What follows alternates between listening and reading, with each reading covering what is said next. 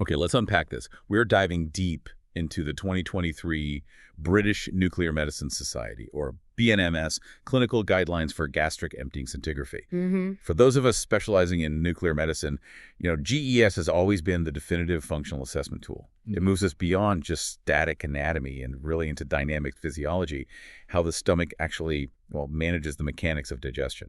That operational focus is exactly why these new guidelines are so pivotal. And for you, our technically savvy listener who deals daily with gamma cameras and, quantification physics, our mission here is to really dissect the very specific, non-negotiable mandates set forth by the BNMS. Right. We need to understand the technical rationale behind, say, the standardized meal compositions, the mandated acquisition parameters, and the exact quantitative metrics required. This push for a unified national protocol isn't just academic. It's the clinical imperative necessary to ensure that results are robust, reliable, and truly transferable between specialist centers right across the UK. Yeah, that transferability is huge. The context for this sort of sweeping change is crucial, isn't it? Surveys across the UK before these guidelines came out revealed a worrying spectrum of practice. Oh, definitely. Variations in pretty much everything from how the meal was cooked and labeled to the timing of image acquisition. It was all over the place. Yeah. So these 2023 guidelines are essentially the unified blueprint designed to, hopefully, eliminate that institutional variability and provide real clarity on how specialists like you must recommend, perform, interpret, and report GES results. This isn't just a suggestion. It feels like a technical demand for consistent output. It really is. So starting at the high level, what makes standardization so inherently difficult and, I guess, thus so crucial in a functional study like gastric emptying? Well, it really comes down to the sheer biological complexity of the process we're trying to measure. Unlike, say, a simple perfusion scan, gastric emptying is a tightly controlled, dynamic physiological process. It's subject to constant feedback. The stomach's function is multifaceted. It serves as temporary storage, it initiates physical and chemical breakdown, mixes contents into chyme, and then, most crucially, controls the rate of release into the duodenum via the pyloric sphincter.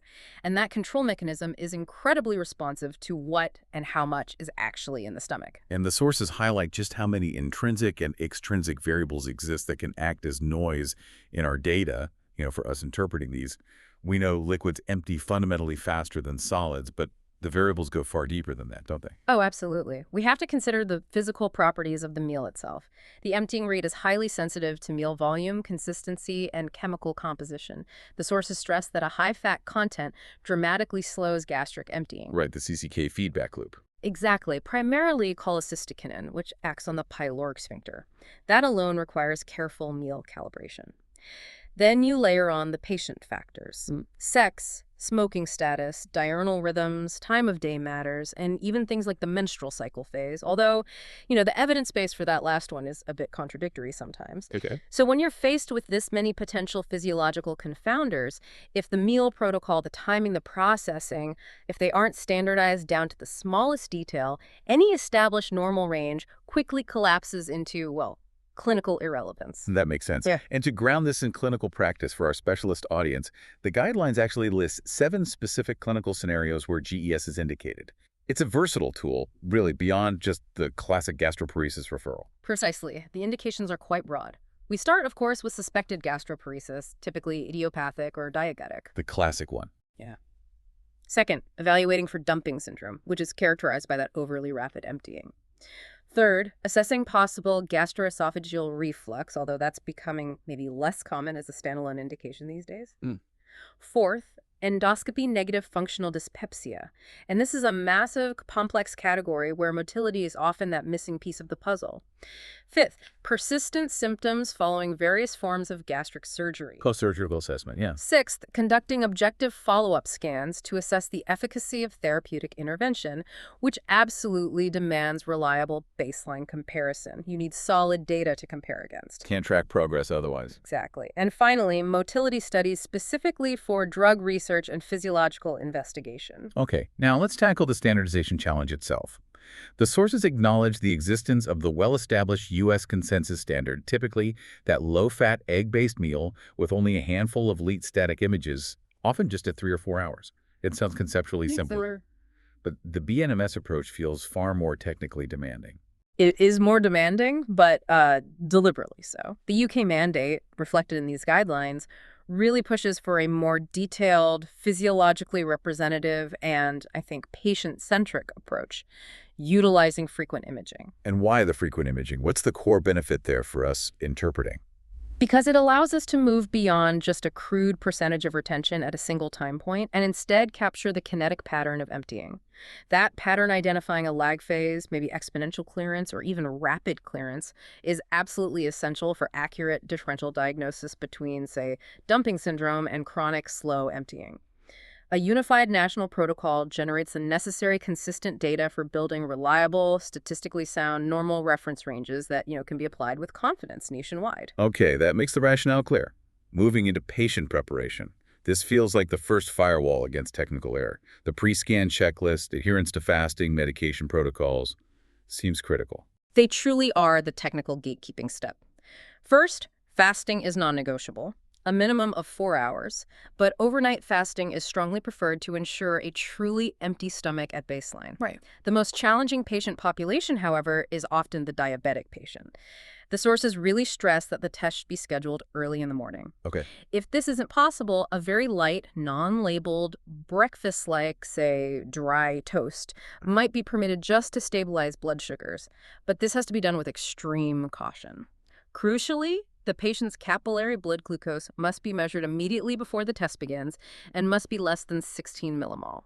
Less than 16. Why that hard threshold? What's the physiological basis for that specific cutoff for us understanding the background? Well, when blood glucose levels get significantly elevated, especially above that 15 or 16 millimole mark, it activates the sympathetic nervous system and triggers a hormonal response that inherently slows gastric motility. Oh, okay. It's sort of a protective mechanism. The body doesn't want to dump more glucose into the system if it's already struggling to manage existing high levels. So if we perform the GES when the patient is hyperglycemic above that 16 millimole level, we risk artificially diagnosing gastroparesis, or maybe exaggerating its severity, simply because the underlying metabolic state is interfering with the test itself. Right, turning a functional test into a potentially misleading one based on acute metabolic state. Exactly, undermines the whole point. That makes the clinical rigor clear. Beyond diabetes, the other major variable we absolutely must control, which massively affects interpretation, is drug management. Yeah, this is the area where the nuclear medicine specialist really has to be quite prescriptive with the referring clinician. We need a detailed history of all drugs affecting motility. All of them. This includes anything that slows emptying like opiates, anticholinergics, or antispasmodics, and anything that accelerates it, such as prokinetics. The guidelines mandate is clear. Where possible and deemed clinically advisable, these drugs must be stopped for a period equivalent to at least 4 pharmaceutical half-lives prior to the study. 4 half-lives. That sounds challenging in practice sometimes. It is challenging. Sometimes the referring clinician deems the medication essential, particularly maybe for pain management or crucial diabetes control. So is the 4 half-life rule truly feasible for all drugs, though? I mean, if you have a patient on something like cisapride, which has, a 10-hour half-life, that's 2 days off their medication. It is, yeah. Or if they are on a long-acting opioid for chronic pain, stopping it for 4 half-lives could be clinically irresponsible, couldn't it? You've hit the nail on the head there. Feasibility is often the barrier.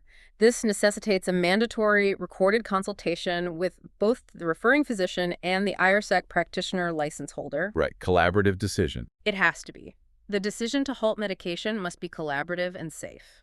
If the drug must continue, we still proceed with the test, but the medication, the dose, and the time of last intake must be explicitly documented in the technical section of the report.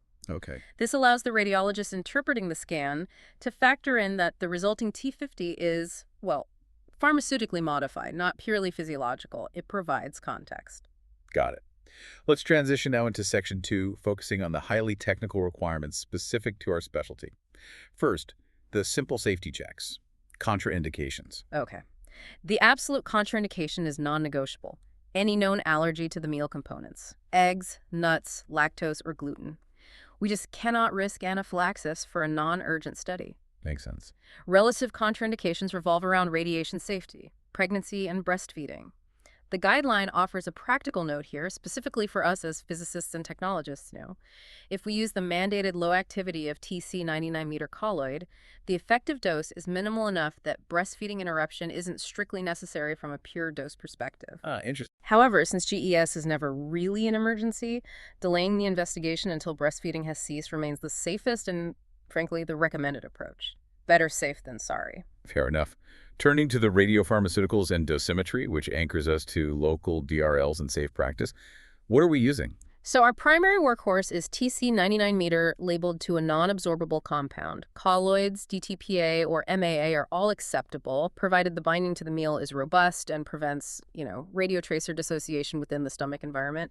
That binding is key. Right. For centers that perform simultaneous liquid and solid emptying, or maybe combined gastric-colonic transit studies, we move to the dual isotope approach using indium-111 DTPA. This allows us to separate the liquid and solid phases spectrally. Okay, dual isotope for those specific cases. Yeah. What are the target activity levels according to the DRLs, particularly when using this preferred frequent imaging protocol?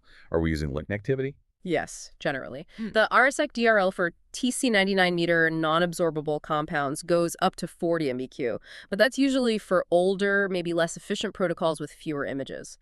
For the preferred intermittent static imaging protocol mandated by the BNMS, we're intentionally targeting a much lower activity, typically around 10 to 12 MBQ. Okay, 10 to 12. This minimizes dose while still providing sufficient count statistics for high-quality curve fitting later on. For IN-111 DTPA, the DRL is 12 MBQ, often reduced to maybe 5 to 10 MBQ if we're integrating it into a combined gastric and whole gut transit study where the total body dose needs careful management over the longer duration. And what are the radiation protection implications for the patient? What sort of effective doses are we talking about at those levels, just to have a ballpark? The doses are actually very favorable. Using 10 MBQ of TC99-meter non-absorbable compound delivers an effective dose of only about 0.3 millisV. Very low. Yeah. Even using 5 MBQ of IN-11 DTPA, which has a higher decay energy, the effective dose is still relatively low at around 1.6 millisV. This makes GES highly acceptable from a risk-benefit perspective, which is good when explaining the procedure to patients and referrers. Definitely. Let's address fiducial markers. This is a technical step that, might be overlooked sometimes, but they sound essential for accurate quantification. For our specialist audience, tell us precisely why we place these small sources and how they're used in the physics calculation. Right. Fiducial markers are crucial for geometric stability. Their purpose is really twofold. First, they aid in immediate image alignment. So if the patient shifts slightly, we can use the markers as fixed points to realign the stomach ROI visually. Okay. But their deeper technical use is in correcting for patient movement and also source depth variation during the subsequent geometric mean calculation. We attach approximately 0.5 MBQ of the matching isotope, so TC99-meter or IN-11 sealed, usually in a small vial or maybe a syringe tip, right onto the skin. Where do they go? The preferred placement is the right anterior and posterior costal margins, or sometimes the lateral chest walls. The key is, if the patient shifts, the fiducial marker shifts with them. This allows the processing software to apply a correction based on those relative position changes. They act as an immutable external reference point in the imaging field. Got it, a fixed reference. Moving on to the specific imaging parameters then. The guideline strongly prefers the dual-headed camera setup for simultaneous acquisition. Why is simultaneous acquisition so critical to the accuracy of the final data? Why not just do sequential? Simultaneous anterior and posterior acquisition is technically superior because it completely eliminates the time difference between the two views. If we use a single-headed camera, we have to acquire the anterior view, then move the camera, and then acquire the posterior view. Time lapses. Exactly. Even a short delay between these acquisitions introduces error because the stomach contents are emptying in real time. Things are moving. By acquiring simultaneously with the dual-headed system, we ensure that both views represent the exact same moment in time, which is paramount for the accurate calculation of the geometric mean, or GM. Right, makes perfect sense. Collimators. Standard stuff here. For TC99-meter, we use the low-energy general purpose, the LEGP collimator. For IN-111, because of its higher energy peaks, we absolutely need to use the medium energy general purpose, the MEGP collimator, to avoid septum penetration and scatter. And the specific spectroscopy requirements. requirements. You should. Matrix size, energy windows. We need to ensure our matrix size captures the whole field of view, so typically 128 by 128 or maybe 256 by 256. Regarding energy windows, this is where precision really matters. For TC99 meters, it's the standard 140 keV peak plus or minus 10%. Okay. For N111, because it has those two prominent gamma peaks, we must acquire two energy windows simultaneously. 171 keV plus or minus 10% and D245 keV plus or minus 10%. Both peaks. Yes. Failing to acquire both windows simultaneously prevents accurate counting of the N111 activity and completely compromises any dual isotope analysis you're trying to do. Okay, critical technical point there. Now we enter the core of the study. Section 3, Protocol A, the solid or semi-solid gastric emptying procedure, which forms the consensus standard in the UK now. Right. Protocol A emphasizes rigid temporal control. The meal consumption time is strictly defined. The patient absolutely must consume the entire test meal within 5 to 10 minutes. 5 to 10 minutes, that's quite specific. It is, and we have to record both the time the patient starts eating and the precise time the acquisition actually begins.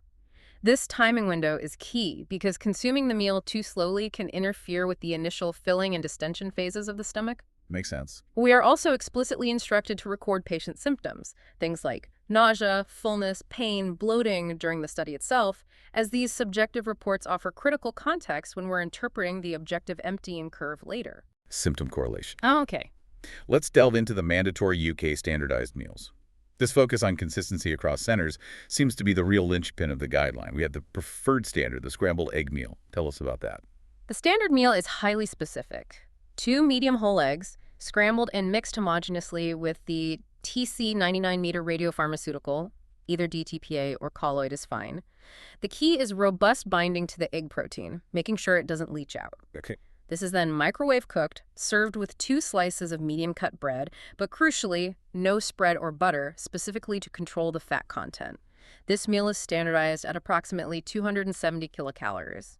Controlling that caloric and nutrient load is vital because, as we said, it dictates the hormonal feedback that modulates emptying. Right. And the porridge meal serves as the necessary alternative for certain patients. It does. It's essential for patients with allergies, maybe specific dietary requirements, or those who are vegetarian or gluten sensitive. The recipe is also specific. It must be 40 grams of whole oats mixed with 200 milliliters of whole milk, or a suitable soy milk alternative if needed, labeled with the TC99 meter tracer. And the calories. Its caloric value is around 280 kilocal if using whole milk, or about 230 kilocal with soy milk. The really important thing here is that both these meals, the egg and the porridge, have been validated in clinical studies to establish their own normal ranges. Ah, so they have different normal ranges. Yes, fundamentally different, as we'll discuss shortly. And this means any center using a non-standard meal, say a commercial isotope-labeled pancake or maybe a biscuit, they must undertake their own local validation study to generate their own normal range. That's a huge undertaking. Yeah, resource intensive.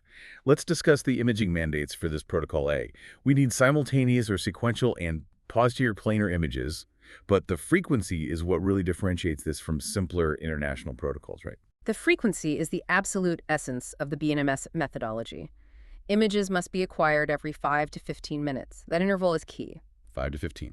The guideline states a minimum of 9 pairs of images over the study duration, but ideally this interval is kept short, towards the 5-minute end, to allow for a dense array of data points. If the interval exceeds 15 minutes, the temporal resolution is lost. This compromises the subsequent curve-fitting accuracy, particularly for identifying that critical lag phase, the T-lag, accurately. Okay. And acquisition time per image. Typically 2 minutes for the first couple of hours, then extended to 5 minutes for any delayed images, say at 3 or 4 hours. This is necessary just to maintain acceptable count statistics as the activity in the stomach diminishes over time. Makes sense. And the patient positioning mandate is quite stark, reflecting, I suppose, a deep understanding of gravity's effect on motility. Absolutely. The patient must preferably be erect during acquisition, sitting upright in between images. The sources explicitly state that the established normal range tables are not applicable if the patient is supine, lying down, for the entire study duration. Really? Not applicable at all? Not applicable at all. Gravity assists emptying significantly, and a patient lying down will exhibit inherently different emptying kinetics. So this is a quality control point that must be strictly enforced by the technologists. We also need to ensure the field of view captures not only the stomach, but also the distal esophagus and the proximal small bowel, well to correctly delineate the activity boundaries when drawing ROIs later. Okay. What happens when technical errors inevitably occur? In a multi-hour study like this, incomplete meal consumption or, vomiting are real possibilities. How do we document that? How does it affect interpretation? Both scenarios pose a significant problem, yeah. They could potentially invalidate the study entirely or, at the very minimum, require highly cautious interpretation. If the patient vomits, the technician must immediately try to estimate the amount, and we have to try and calculate the lost activity, either directly if possible or indirectly, by measuring the drop in total camera counts between the relevant time points. Tricky. Very tricky. And even if we manage to account for the lost activity and correct the total counts, the physical act of vomiting itself induces massive physiological changes and sympathetic activation, which very likely modifies the subsequent emptying rate anyway. Right, the physiology changes. So this must be highlighted clearly in the technical note section of the structured report as a major potential confounder. The interpreting physician needs to know that happened. Okay, vital documentation point. That brings us perfectly to Section 4, the application of our nuclear medicine physics technical processing in quantitative parameters. The entire quantitative success hinges on the geometric mean calculation, doesn't it? The geometric mean, or GM calculation, is absolutely fundamental for getting accurate stomach retention percentages. We calculate the GM for every single time point because it performs two critical corrections. It corrects for source depth variation within the body, and more importantly, it corrects for differential attenuation of the photons. Can you elaborate a bit on the physics of that attenuation correction via the geometric mean? Yeah. Just for our specialist audience to refresh. Certainly. So when we acquire the anterior view, the activity originating from the posterior wall of the stomach is heavily attenuated by all the tissue it has to pass through to reach the detector. Right. Conversely, when we acquire the posterior view, the activity near the anterior wall is attenuated traveling backwards. The geometric mean is derived from the square root of the anterior counts multiplied by the posterior counts. Square root of the product. Yes. And this formula works based on the assumption that the amount of attenuation in the anterior projection is roughly proportional to the distance of the activity from the anterior detector face, and vice versa for the posterior projection. By multiplying and taking the square root, the GM effectively cancels out that exponential attenuation factor, normalizing the count rate as if the source were located precisely halfway between the two detectors. Ah, okay. This provides the most accurate attenuation-corrected count for each time point, regardless of where the activity is within the stomach. That's a neat trick of physics. So that GM count, once calculated for each time point, must then be decay corrected, I assume. Exactly. For every single GM count, we must apply the decay correction back to time 0, which is the time the patient finished the meal. Unless, of course, the acquisition software is smart enough to perform this decay correction in real time during acquisition. Right. This step ensures that the apparent loss of activity we measure over the hours is purely due to gastric emptying, and not just the physical radioactive decay of the TC99 meter or in a 111. Critical correction. Yeah, and then the meticulous task of region of interest, ROI drawing. That sounds like it needs care. Precision is absolutely paramount here. The ROI must be tightly drawn around the stomach activity on each image pair.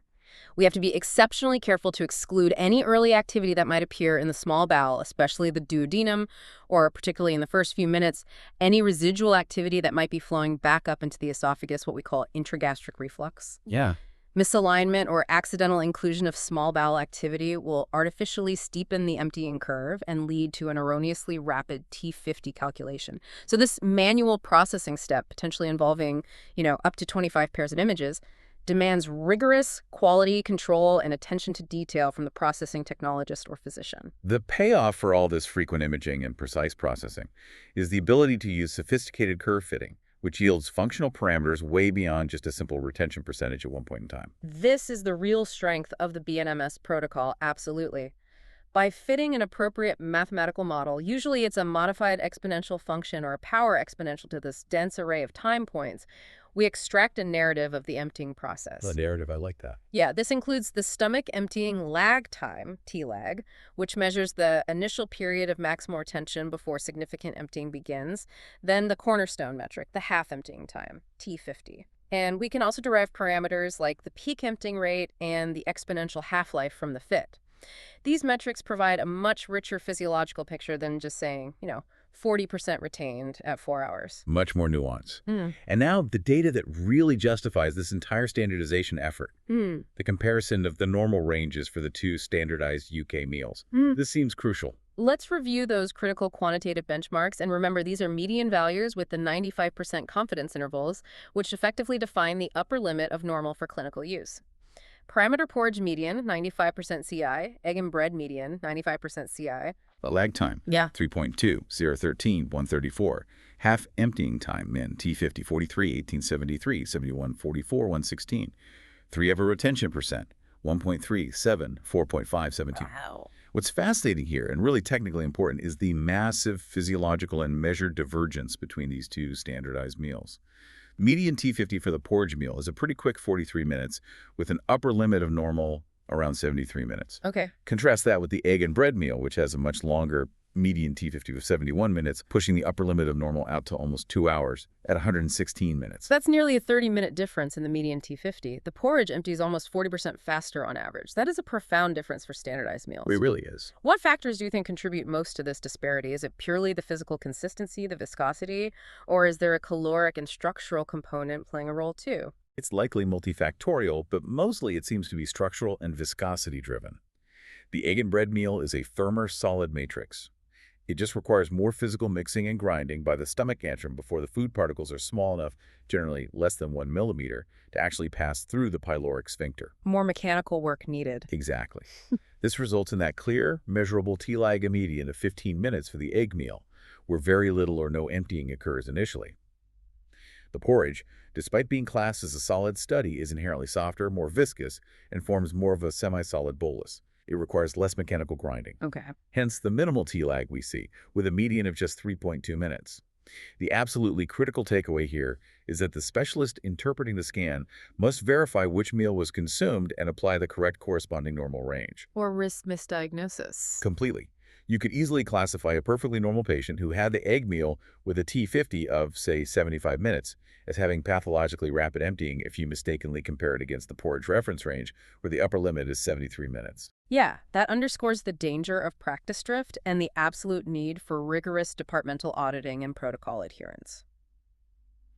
Okay, let's shift gears slightly to Section 5. Protocol B, the high-volume, high-calorie liquid study. This offers a different operational profile, doesn't it? Yes, this protocol is appealing in certain situations because it offers some significant operational advantages. For one, it's generally faster to prepare than cooking an egg, and it inherently allows for better standardization. You just mix liquids. Less variability than microwaving an egg, perhaps. Precisely. You eliminate variability caused by cooking time, texture differences, even maybe chewing effort, plus the shorter duration, nominally just 90 minutes, can potentially improve patient throughput in a busy department. Right. What exactly defines this standardized liquid meal? What's in it? It's a very specific mix. 400 milliliter total volume. This consists of 200 milliliters of vanilla Fortisip, or an equivalent high-calorie nutritional supplement, mixed thoroughly with 200 milliliters of water. This mixture is then labeled with 10 MBQ of TC 99-meter GTPA, or, again, if required for whole gut studies, N111 can be used. And it's high calorie. Yes, the caloric load is important. At approximately 300 kilocalories, this is considered a high-calorie liquid, which is why its emptying kinetics are somewhat physiologically comparable to the solid meal in terms of stimulating feedback, despite it being a liquid. Okay. And the ingestion protocol here is extremely rigid, I read. It's not just a 5-10 minute window like the solid meal, but a controlled rate. Absolutely. Controlled ingestion is the technical core of this protocol's standardization. The patient must drink 180 milliliter cup every 2 minutes. This continues for precisely 10 minutes to consume the full 400 milliliter volume. Like clockwork. Yes. This controlled rate of filling is designed to normalize the initial gastric volume and pressure across patients, which helps minimize the physiological variability that very rapid initial consumption might otherwise cause. Interesting. The unique acquisition times for this liquid protocol are also much shorter, aren't they? Yes, typically. Nominal imaging extends up to 90 minutes, with images usually taken at 0, 5, 10, 15, 20, 30, 40, 50, 60, 75, and 90 minutes. More frequent early on. Exactly. Yeah. However, there's a contingency. If the analysis shows that the retention is still greater than 50% at that 90-minute mark, the study must be extended, acquiring further images at 105 and 120 minutes. This ensures we actually capture the T50, even in cases of mild delay. Okay, covers all bases. Now, Protocol B generates some advanced quantitative parameters that seem specifically designed to isolate and differentiate early versus late phase emptying. Let's break down V0 and RT50, as these seem crucial for a nuanced interpretation of liquid studies. What's V0? Right, V0 is the metric specifically for the early phase of emptying.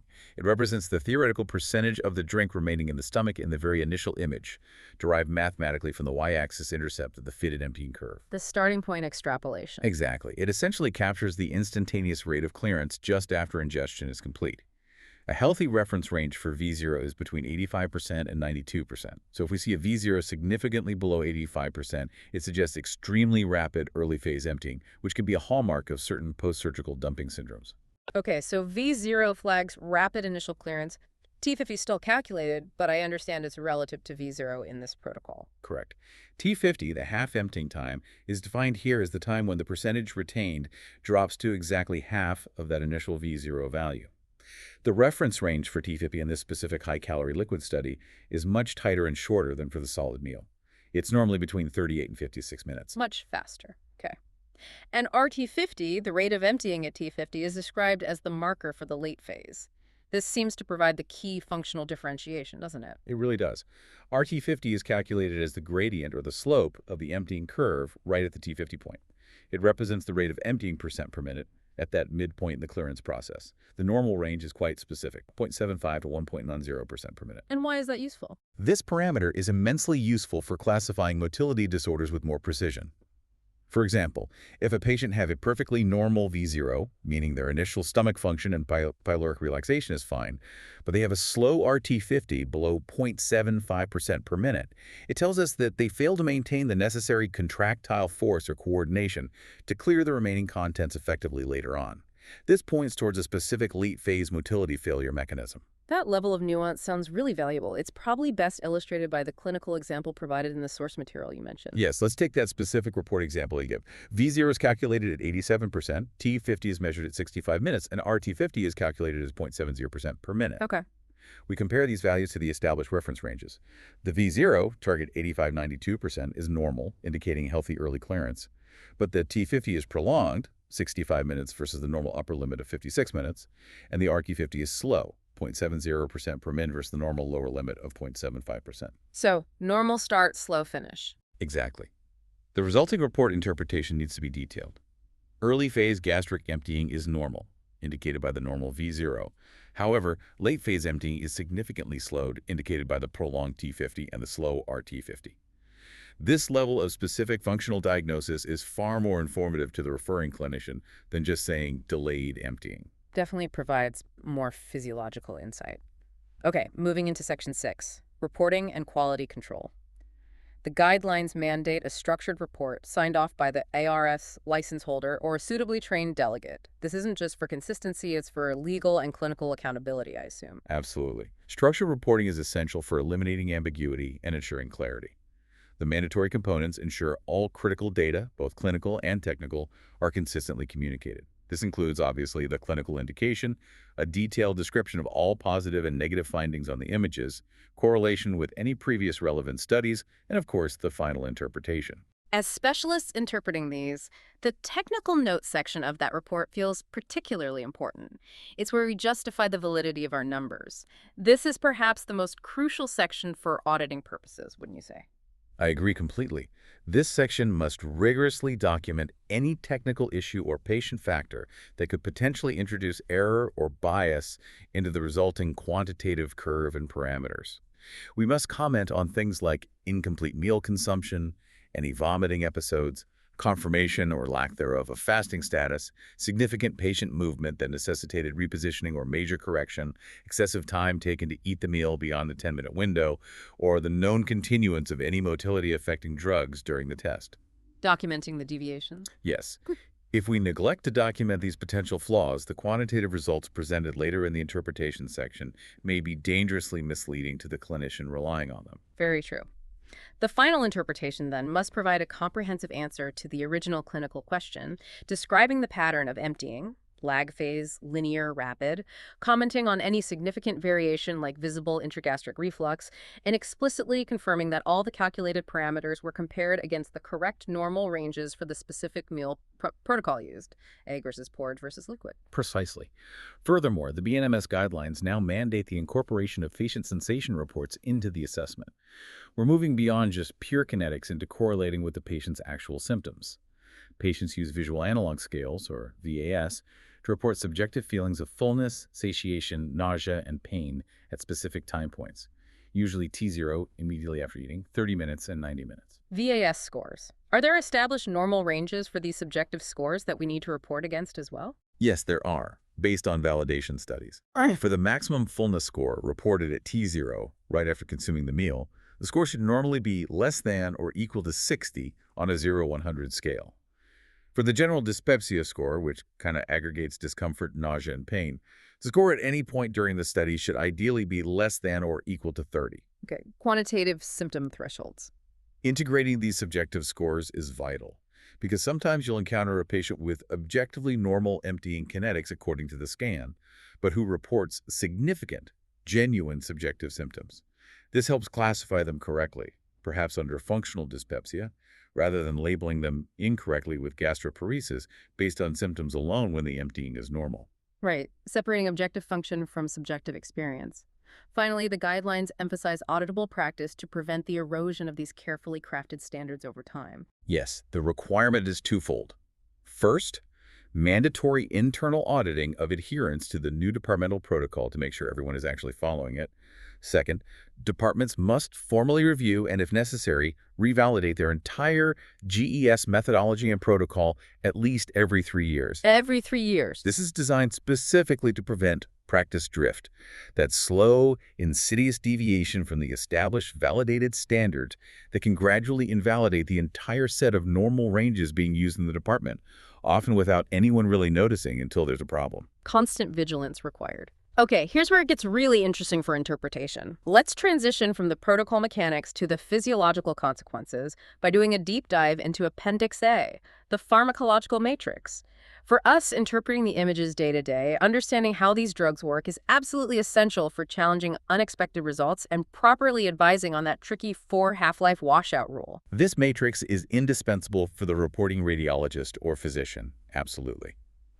Let's start with the prokinetics, the drug specifically designed to stimulate gastric motility. Their whole mechanism is aimed at counteracting slow motility. Can you detail some of those mechanisms for us? How do they speed things up? Sure. They generally fall into several pharmacological categories. We have dopamine antagonists like metoclopramide that has a half-life of about 4 hours, and domperidone. These agents act primarily by inhibiting the inhibitory effects of dopamine on the smooth muscle in the stomach and small intestine. By doing that, they indirectly increase acetylcholine release, which promotes peristalsis and also helps relax the pyloric sphincter, letting things through. Okay, dopamine blockers. What else? Then we have the serotonin 4, 5-HT4 receptor agonists like cisapride, which has a longer 10-hour half-life, or T-gacerod. These work by directly facilitating acetylcholine release in the myenteric plexus within the gut wall, giving a powerful boost to overall GI motility. And we can't forget erythromycin, the antibiotic that moonlights as a prokinetic. No, definitely not. Erythromycin, although usually an antibiotic, is actually a potent motilin agonist at lower doses.